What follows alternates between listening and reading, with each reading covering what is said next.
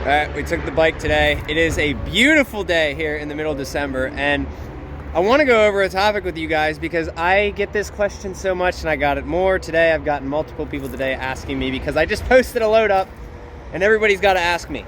But before we get into today's topic of the video and why I seriously, morally, I cannot tell people to get into this industry. I spend my time, I give you guys the information, but if anybody asks me, I tell them stay away from the transport business. There is no money in it. You are not going to get rich out here. Unless you've got a massive fleet, you're not going to make a ton of money out here. I don't care if you can do a couple of cars, if you have 3 cars, if you can do it doesn't matter. There's just no money out here. With that being said, I got the 300 out today. If anybody, I want a bike just like this because it matches the truck.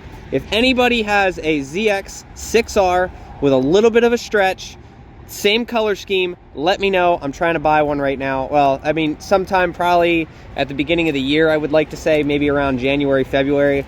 Definitely needs to be a little bit stretched. I like when the center of the tire is kind of like at the point back here, but I want to get another bike that kind of matches the truck. So we're going to keep this white and black color scheme going, but this is basically what I did today. So get to ride it. I went and picked up a sponsored pair of boots on the back. I didn't feel like taking the truck out today, but we really need to talk about this industry because it is completely destroying people's lives. The industry of hotshot trucking is just destroying people's lives left and right. There are guys out here making money. There are not guys out here.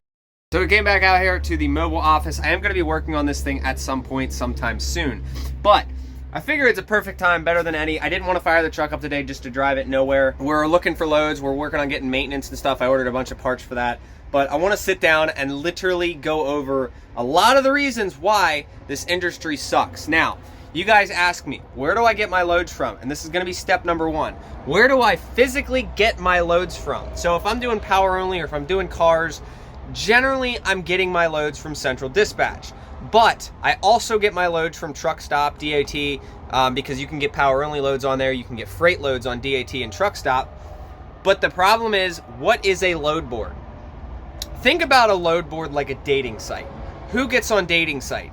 People that have no options. It's the same thing with the load board. There's basically carriers with no options. The way to make money in this industry is direct customers. So generally, I'm using that other thing as an example because it's 2 things that literally line up perfectly with each other. You do not want to live off of a load board. You are basically the lowest tier searching for the scraps that nobody else wanted.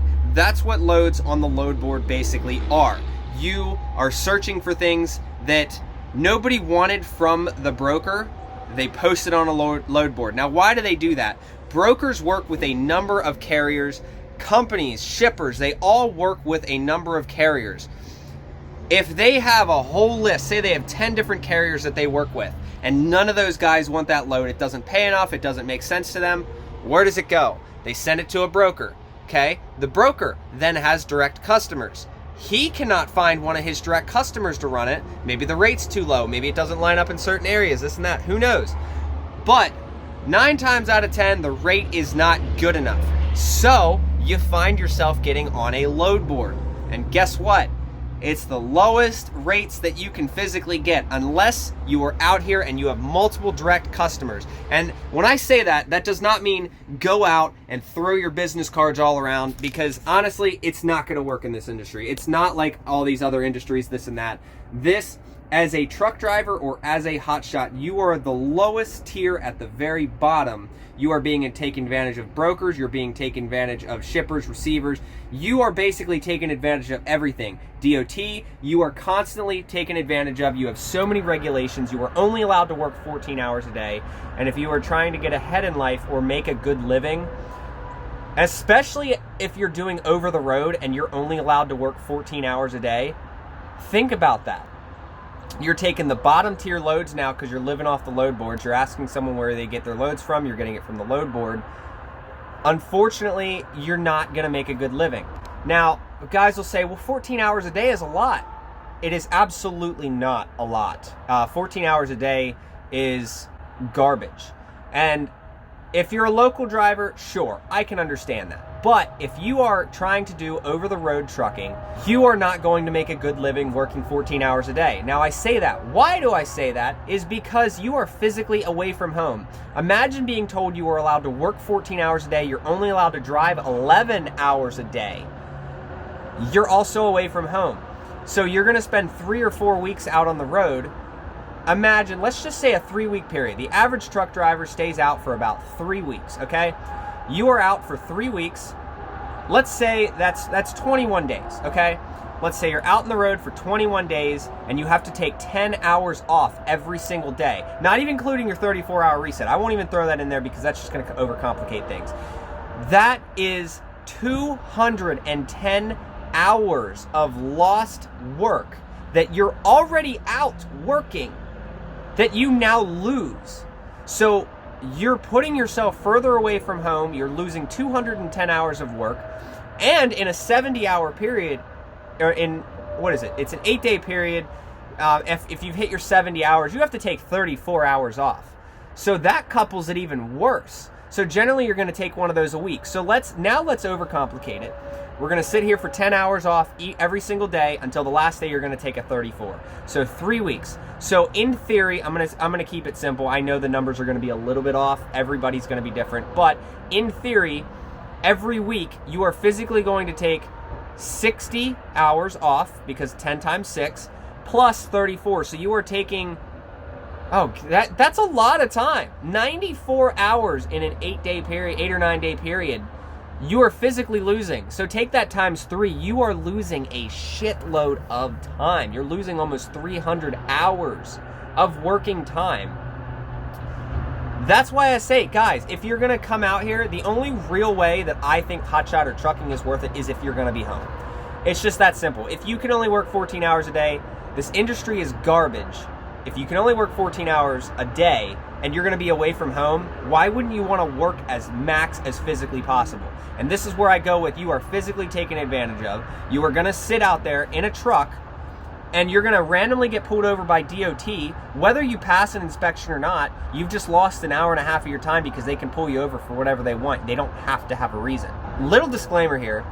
Don't take this video as me bitching because it is going to sound like I'm bitching. But these are real world facts. And if you comment down below, oh, you're just bitching, this industry is not for you. These are factual, real world things that you as an owner-operator or thinking about being an owner-operator should really consider before you get into this industry. There are so many better industries you can make money. I get guys are out here doing this because they love it. Unfortunately, love does not pay the bills. Your feelings do not pay the bills. Sometimes you have to make sacrifices to pay the bills. I have a business right now that none of you guys know about that is physically what is taking care of me because trucking, absolutely garbage. That load I made the other day, I think, I was wrong on the numbers. My profit before I paid the insurance was like $550 for a day worth of work. That was my profit. Now I still have a half a tank of fuel in the truck and I made my $330 some payment for my insurance. My insurance is now $360 a month. It went up. But even still, like, that's the next thing I'm going to go over. I didn't make much money in one day. Now, if I were to do that every day, yeah, that would be pretty sweet. Well, actually it wouldn't because $500 a day, that's $2,500 in a 5-day period. That's not enough for me. No, I don't want that. That only makes you 10 grand a month. I don't think that that's personally enough. I want to make more. But the point remains the same. The next thing I want to go over is insurance costs. Do you guys have any idea how much insurance physically costs? Insurance is insanely expensive unless you lease under the company that I can get you to. But if you're not leasing under a company that has a good insurance rate or a good insurance provider that can physically get you a good rate, it's not worth it, okay? Insurance costs average. Call Progressive. Get a quote. 1 million liability, 100,000 cargo, full coverage on your truck. What's your quote? 3 grand a month, 4 grand a month, 1,500 a month. Could be all over the place. I've seen guys getting $60,000 quotes a year. There's a lot of stuff out here. You're gonna have to physically work when it's raining. You're gonna have to physically work when it's hot. You're gonna have truck repairs. You're gonna have fuel bills that are insanely expensive. Shameless plug, go sign up for Mudflap. You'll save a shitload of money on fuel, or any fuel card for that matter, but sign up for Mudflap using my code. But you get the point. I cannot stand here and tell you guys to get into this industry. Morally, I think it's wrong. And why do I think that? I physically work 24/7. I do not sleep. I very little sleep.